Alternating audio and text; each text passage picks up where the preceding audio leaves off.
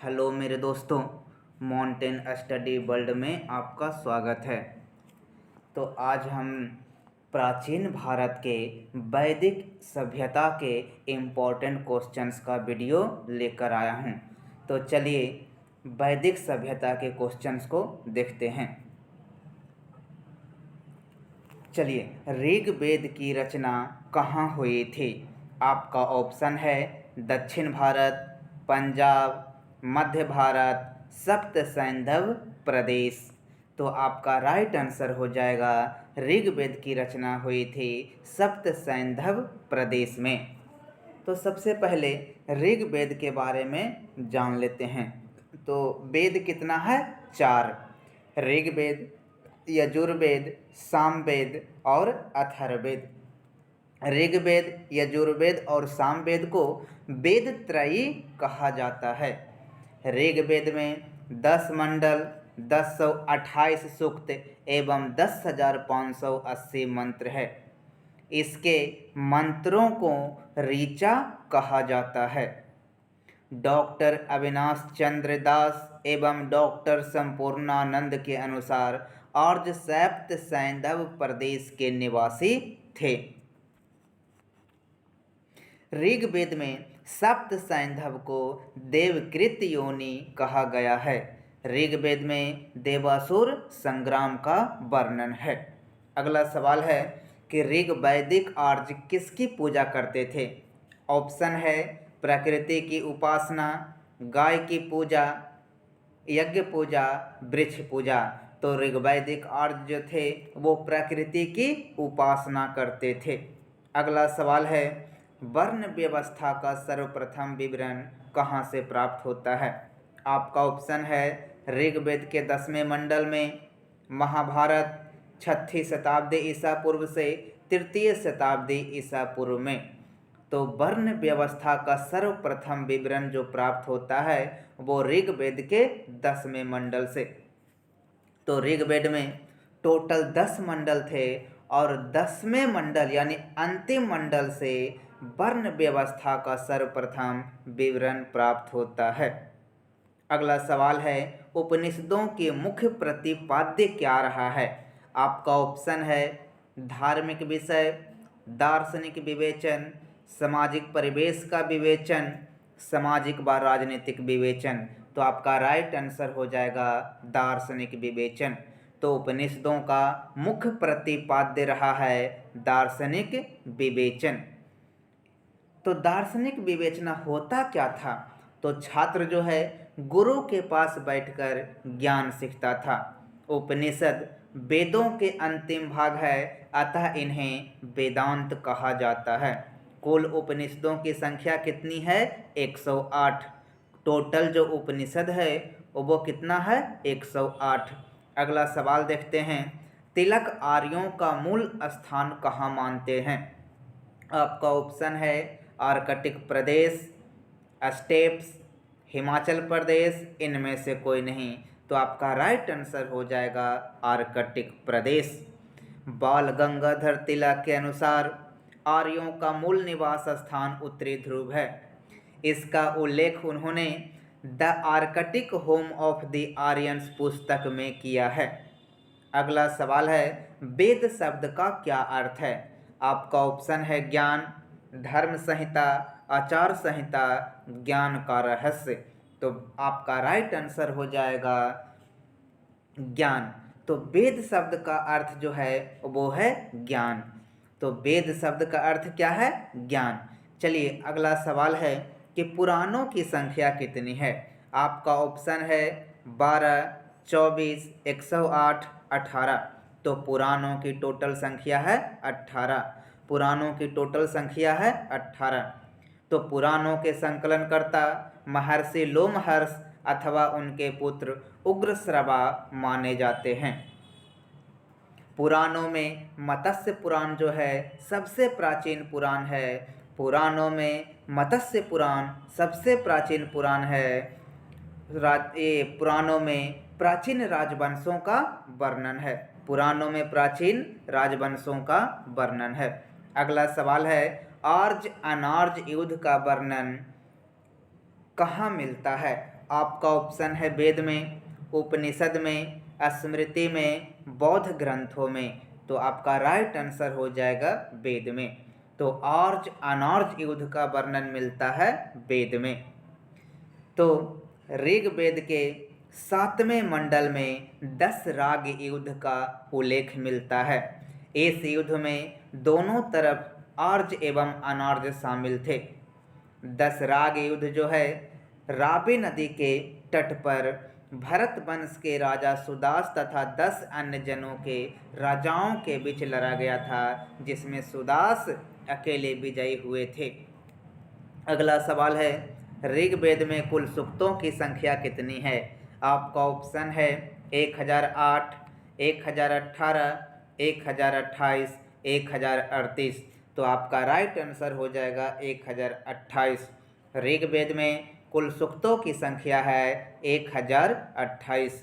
अगला सवाल है, पूर्व वैदिक काल में राजा पर नियंत्रण होता था।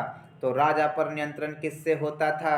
आपका ऑप्शन है सभा और समिति का, पुरोहित और सेनानी का, गण और विदथ का, परिषद और समिति का। तो वैदिक काल को 2 भागों में बांटा गया है, पूर्व वैदिक काल यानी ऋग वैदिक काल और उत्तर वैदिक काल। तो क्वेश्चन कह रहा कि पूर्व वैदिक काल में राजा पर नियंत्रण होता था सभा और समिति का। किसका होता था? तो सभा और समिति का। तो राजा पर नियंत्रण का कार्य सभा और समिति करती थी। इसमें भी समिति का राजा के चुनाव में ज़्यादा योगदान होता था। समिति के प्रमुख को ईशान कहते थे और कुलीन जो था वो व्यक्तियों की संस्था थी। कुलीन जो है तो वो व्यक्तियों की संस्था थी। चलिए अगला सवाल है, उत्तर वैदिक काल में विभाजन का आधार क्या था? आपका ऑप्शन है वर्ण व्यवस्था, श्रम विभाजन, आश्रम व्यवस्था, उक्त सभी।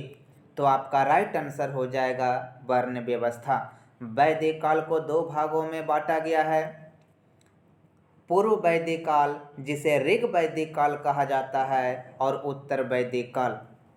तो भारतीय सामाजिक व्यवस्था का आधार वर्णाश्रम व्यवस्था है। यद्यपि वर्ण व्यवस्था की नींव जो है ऋग्वैदिक काल में पड़ चुकी थी, परंतु यह स्थापित उत्तर वैदिक काल में हुई। समाज में 4 वर्ण थे, ब्राह्मण, राजन्य, वैश्य और शूद्र। अगला सवाल है, उत्तर वैदिक काल में धार्मिक क्रियाओं में मुख्य क्या था? आपका ऑप्शन है यज्ञ, मूर्ति पूजा, कर्मकांड, तांत्रिक अनुष्ठान। तो आपका राइट आंसर हो जाएगा कर्मकांड। उत्तर वैदिक काल में धार्मिक क्रियाओं में मुख्य था कर्मकांड। कर्मकांड में यज्ञों में कर्म के साथ मंत्र पढ़े जाते थे। अगला सवाल है, आर्यों का मूल निवास स्थान कहाँ था? आपका ऑप्शन है आर्कटिक क्षेत्र, एशिया माइनर, दक्षिण रूस, सप्त सैंधव प्रदेश। तो आपका राइट आंसर हो जाएगा एशिया माइनर। आर्यों का मूल निवास स्थान था एशिया माइनर, जिसे पश्चिमी एशिया कहा जाता था और आज आधुनिक तुर्की कहा जाता है। अगला सवाल है, वैदिक सभ्यता की क्या विशेषता नहीं थी? आपका ऑप्शन है बहुविवाह, नगरीय जीवन, कृषि व्यवस्था, धार्मिक जीवन। तो आपका राइट आंसर हो जाएगा नगरीय जीवन। तो वैदिक सभ्यता में नगरीय जीवन थे और सिंधु घाटी सभ्यता में, वैदिक सभ्यता में ये ग्रामीण जीवन थी और सिंधु घाटी सभ्यता में इसके उल्टा नगरीय जीवन थी। तो वैदिक सभ्यता की क्या विशेषता नहीं था? तो वैदिक सभ्यता में नगरीय जीवन नहीं थी, ग्रामीण जीवन था। वैदिक सभ्यता में बहुविवाह का प्रचलन था, कृषि व्यवस्था था, धार्मिक जीवन था। अगला सवाल है, मैक्स मूलर नामक विद्वान किस लिए प्रसिद्ध है?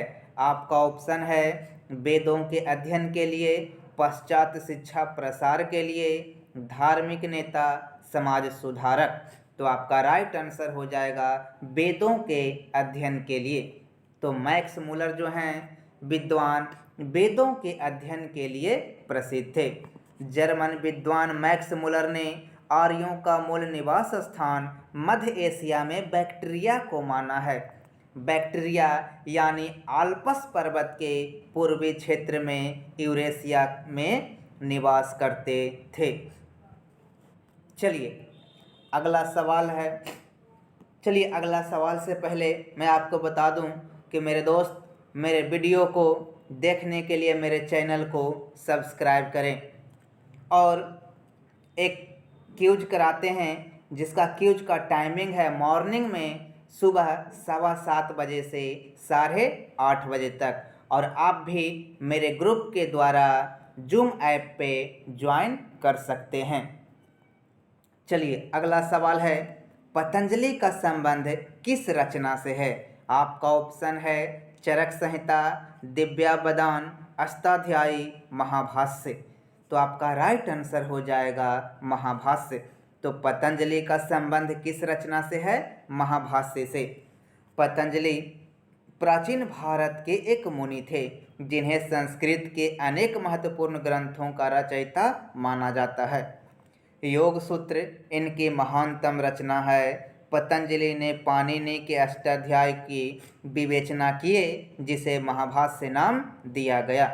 अगला सवाल है, आर्यों के बारे में ये पाणिनि जो है कौन थे? तो पाणिनि जो है व्याकरण के विद्वान थे और इनकी जो रचना है वो अष्टाध्यायी है। अगला सवाल है, आर्यों के बारे में किसके लेख प्रसिद्ध हैं? आपका ऑप्शन है शंकराचार्य, एनी बेसेंट, स्वामी विवेकानंद, बाल गंगाधर तिलक। तो आपका राइट आंसर हो जाएगा बाल गंगाधर तिलक। आर्यों के बारे में जो लेख प्रसिद्ध हैं बाल गंगाधर तिलक के। बाल गंगाधर तिलक के अनुसार आर्यों का मूल निवास स्थान उत्तरी ध्रुव है। इन्होंने अपनी पुस्तक the Arctic home of the Aryans में इसका उल्लेख किया है। अगला सवाल है, ऋग्वेद सभ्यता में आपका ऑप्शन है कृषि संबंधी अर्थव्यवस्था थी, शहरी जीवन का पतन हुआ, पत्थर की मूर्तियों की पूजा होती थी, सती प्रथा का प्रचलन था। तो आपका राइट आंसर हो जाएगा शहरी जीवन का पतन हुआ। तो ऋग्वेद सभ्यता में कृषि संबंधी अर्थव्यवस्था थी, पत्थर की मूर्तियों की पूजा होती थी और सती प्रथा का प्रचलन था। लेकिन शहरी जीवन जो है वो धीरे धीरे पतन होता गया ग्रामीण जीवन की ओर।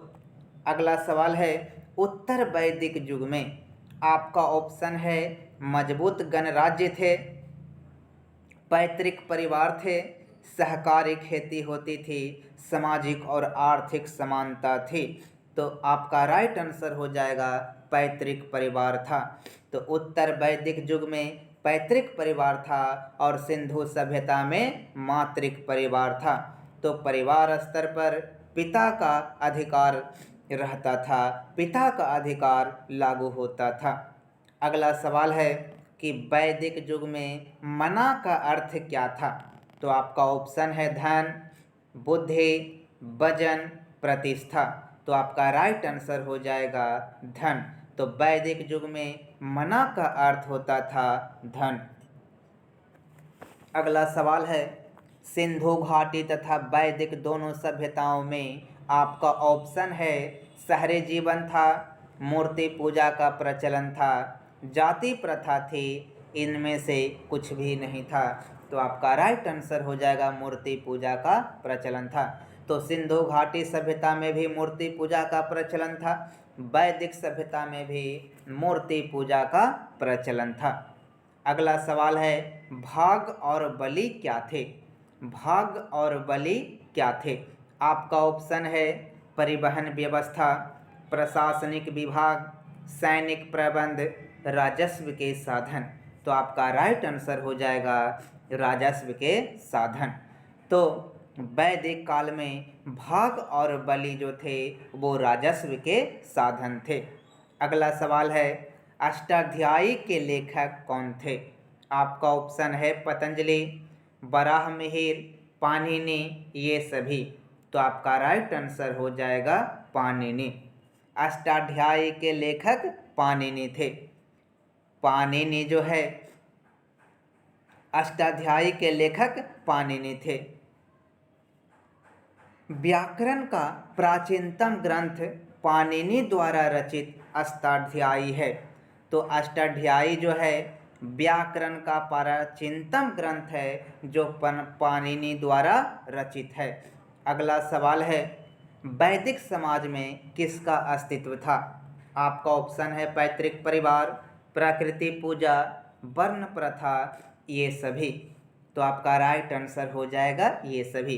तो वैदिक समाज जो था पैतृक परिवार था, पिता अधिकार लेते थे, किसी भी चीज़ का काम करने का अधिकार पिता को था। और यहाँ प्राकृतिक पूजा था और वर्ण प्रथा था। जो लोग थे वो हिंदू जो लोग थे वो बटे थे 4 वर्ण में। इसका वर्णन ऋग्वेद के 10वें मंडल में हुआ है। ऋग्वेद के 10वें मंडल में हुआ है। और ये 4 जो वर्ण थे, ब्राह्मण, क्षत्रिय, वैश्य और शूद्र। चलिए अगला सवाल है, ऋग्वेद में वर्णित धर्म का आधार क्या था? आपका ऑप्शन है शिव पूजा, मूर्ति पूजा, प्रकृति पूजा, नाग पूजा। तो आपका राइट आंसर हो जाएगा प्रकृति पूजा। तो ऋग्वेद में वर्णित धर्म का आधार था प्रकृति पूजा। और ऋग्वेद जो है आर्यों का सबसे प्राचीन ग्रंथ है। ऋग्वेद की रचना संभवतः सप्त सैंधव प्रदेश में हुई। अगला सवाल है, प्राचीन साहित्य में वर्णित विवाहों के प्रकार कितना है? आपका ऑप्शन है 5, 6, 8, 9। तो आपका राइट आंसर हो जाएगा 8। तो प्राचीन साहित्य में वर्णित विवाहों का प्रकार वैदिक युग में जो था वो 8 था। ब्रह्म विवाह जो था, जिसमें पिता जो है अपने पुत्री को विदा करते थे, यानी वधू को वर के साथ विदा करते थे, जो आज भी प्रचलित है। दैव विवाह, आर्ष विवाह, प्रजापत्य विवाह, असुर विवाह, गंधर्व विवाह, राक्षस विवाह, पैशाच विवाह, पैशाच विवाह। तो प्राचीन साहित्य में वर्णित विवाहों के जो प्रकार था वो 8 था। और इसका जानकारी जो है गृह सूत्र में मिलता है। अगला सवाल है, 1400 ईसा पूर्व का एशिया माइनर का एक अभिलेख जिसमें वैदिक देवताओं का वर्णन है किस स्थल पर पाया गया है? आपका ऑप्शन है अंकोरा, बोगजकोई, हित्ती, इस्तांबुल। तो आपका राइट आंसर हो जाएगा बोगजकोई। तो 1400 ईसा पूर्व का एशिया माइनर का एक अभिलेख जिसमें वैदिक देवताओं का वर्णन है बोगजकोई में पाया गया है। इसमें में इंद्र, मित्र, वरुण और नासत्य देवता का उल्लेख है। बोगजकोई से ही किकुली नामक एक मितन्नी लेखक का ग्रंथ मिला है जिसमें एक तेर, पंज, सत का उल्लेख है। अगला सवाल है, निम्नलिखित में से कौन महिला विदुषी वैदिक मंत्रों की रचयिता मानी जाती है? अगला सवाल है, कौन महिला जो है विदुषी है जो वैदिक मंत्रों की रचयिता मानी जाती है? आपका ऑप्शन है विश्वबारा, घोषा, अपाला, ये सभी। तो आपका राइट आंसर हो जाएगा ये सभी। तो विश्वबारा, घोषा, अपाला महिला विदुषी वैदिक मंत्रों की रचयिता मानी जाती है। आपका अगला सवाल है, प्रसिद्ध गायत्री मंत्र किस धर्म ग्रंथ में है? आपका ऑप्शन है ऋग्वेद, यजुर्वेद, सामवेद, अथर्ववेद। तो आपका राइट आंसर हो जाएगा ऋग्वेद। तो प्रसिद्ध गायत्री मंत्र जो है ऋग्वेद में है। और ऋग्वेद में जो 10 मंडल, 1028 सूक्त एवं 10,580 मंत्र है, इन मंत्रों को ऋचा भी कहा जाता है। वैदिक काल में शासन का सामान्य स्वरूप क्या था?